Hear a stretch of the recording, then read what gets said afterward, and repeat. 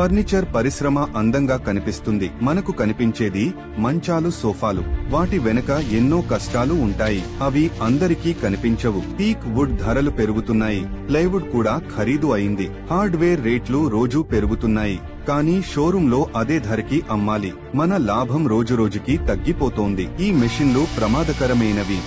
ప్రతిరోజు మేము ప్రాణాలు పణంగా పెడతాం. చేతి పనులు కూడా ప్రమాదకరమే. గ్లూ, పాలిష్, ఫోమ్ కావాలి. ప్రతి మంచానికి అనేక కష్టాలు ఉంటాయి. పని చేస్తూ గాయాలు సహజం. అయినా మేము ఆగలేం. ప్రతిరోజు కొత్త సవాళ్లు. అన్నీ శ్రమతోనే సాధ్యం. రవాణా, లోడింగ్ ఛార్జీలు కూడా తీసుకోం. అయినా నష్టం మాకే భారం. రోడ్డు ప్రమాదాలు తరచుగా జరుగుతాయి. ఫర్నిచర్ దెబ్బతింటుంది.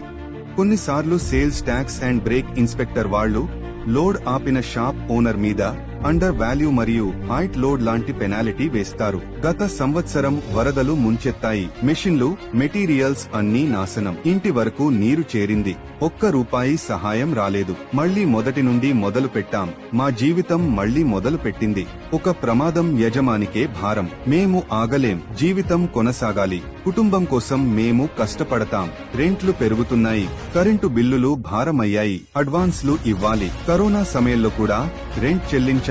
లాభం మరింత తగ్గింది.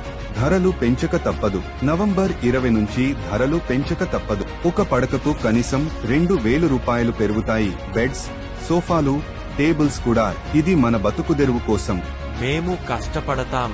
మేము పోరాడతాం. మీ మద్దతే మాకు బలం. కొత్త రేట్లను గౌరవించండి. Vijayawada furniture association. మన ఐక్యతే మన బలం.